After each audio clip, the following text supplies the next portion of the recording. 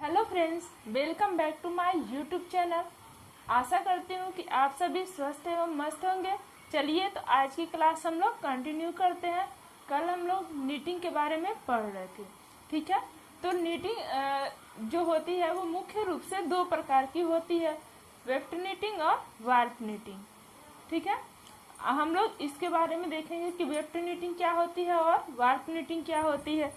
तो सूत्र की क्षैतिज स्थिति में जो वार्प नीटिंग होती है वो उसकी जो बुनाई होती है वो क्षैतिज स्थिति में दौड़ती है, यानी कि इस तरह से इसकी बुनाई होती है, ठीक है।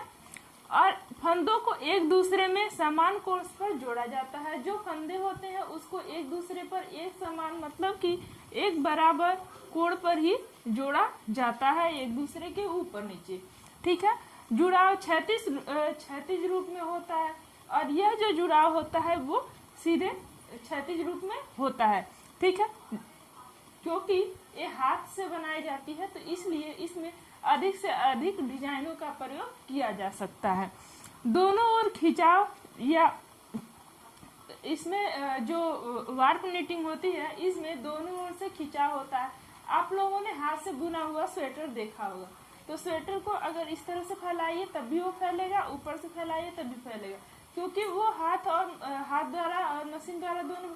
तो हाथ द्वारा जो बना होता है उसमें लचीलापन का गुण ज्यादा होता है, तन्यता का गुण ज्यादा होता है, इसलिए वो चौड़ाई में भी और लंबाई में भी दोनों तरफ फैलने में सक्षम होता है, ठीक है।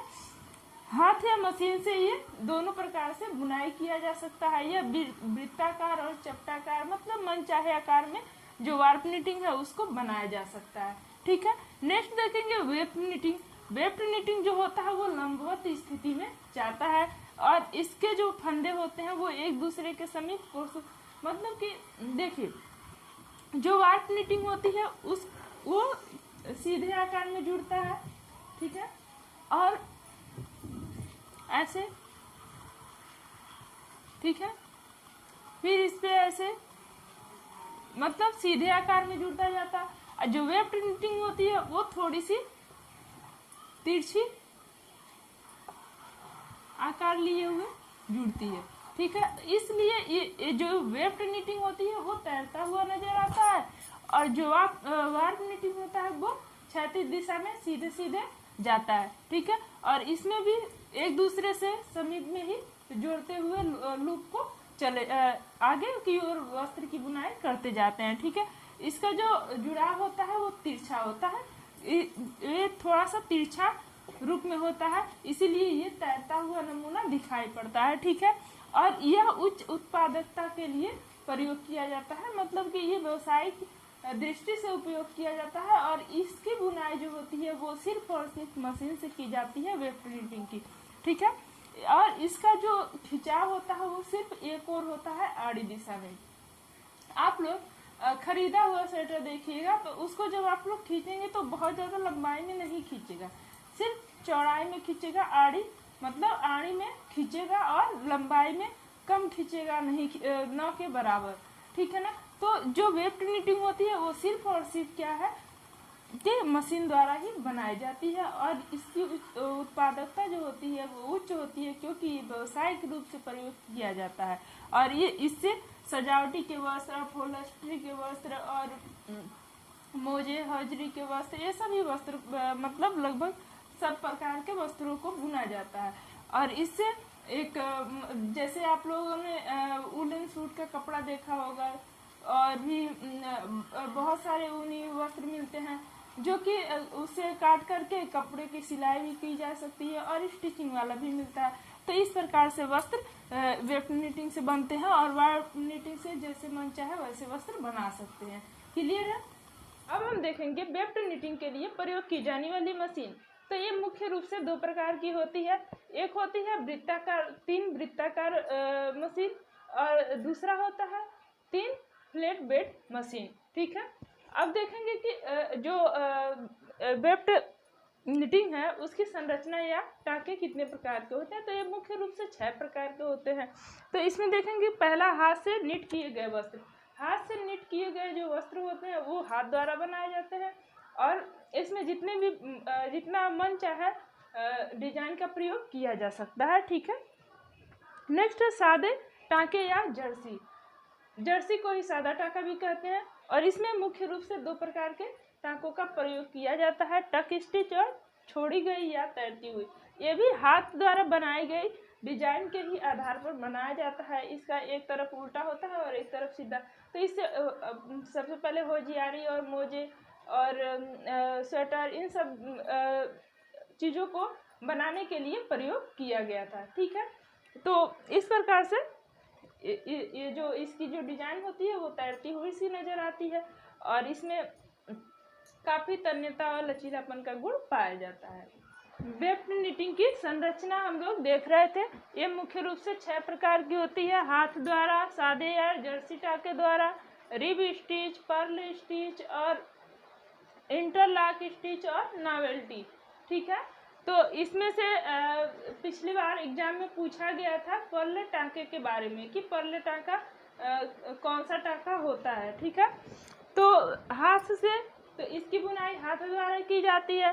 सादे टाँके या जर्सी द्वारा इसमें टक स्टिच का और तैरती हुई स्टिच का प्रयोग किया जाता है।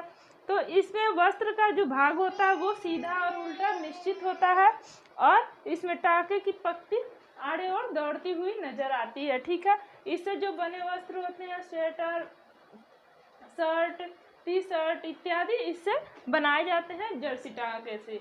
ठीक है, और रिब स्टिच है, कुछ सीधे और उल्टे फंदे इसमें बुने जाते हैं, जैसे 1 गुणे 1 या फिर 2 गुणे 2।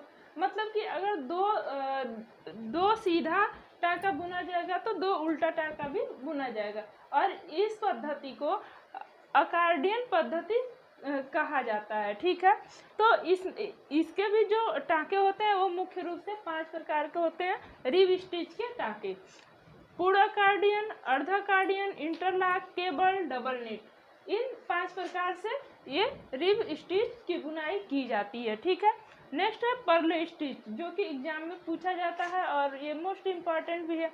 तो सीधा एवं प्रत्येक सिलाई उल्टी सीधी बुनी जाती है। मतलब कि इसमें सीधा एवं उल्टा प्रत्येक जो सिलाई होती है बुनी जाती है। जैसे कि अगर एक लाइन सीधी बुनी जाएगी तो एक लाइन उल्टी, एक लाइन सीधी, एक लाइन उल्टी, इस प्रकार से इसकी बुनाई की जाती है। ठीक है, और यह इसकी जो मशीन होती है पर्ल मशीन, ये हमेशा बाईं ओर चलती है, मतलब कि बाएं दिशा और गति करती है। इस प्रक्रिया को लिंग एंड लिंग गति कहते हैं, जिसका अर्थ होता है कि बाईं ओर चलते रहना।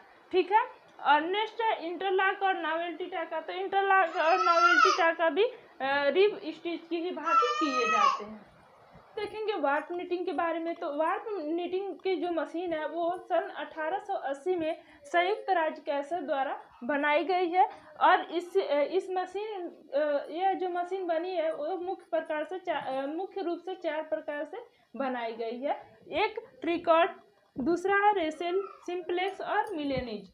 इन 4 प्रकार की मशीन को बनाया गया जिसके द्वारा बुनाई का कार्य किया जाता है। ठीक है, तो जो ट्रिकॉट मशीन थी वो सन 1775 में बनाई गई थी, जो 16 इंच चौड़े सिल्क पदार्थ के कपड़े को सबसे पहले बुनाई किया गया था। और इस जो ट्रिकॉट मशीन है इसमें मुख्य रूप से सिंगल बेड, सादे ट्रिकॉट, सेटिन, मेस, क्लिप, अपहोल्स्ट्री, रोएदार बुनाई की जाती है। ठीक है, तो इसमें इन सभी प्रकार की बुनाई की जाती है और चूंकि ये मशीन के द्वारा बुनाई जाती है तो इसमें कम डिजाइन का ही प्रयोग करके और काफ़ी उच्च गुणवत्ता वाले वस्त्र तैयार किए जाते हैं। ठीक है, तो जो नीटिंग है उससे बस इतना ही, उससे टॉपिक से क्वेश्चन पुटअप किए जाते हैं।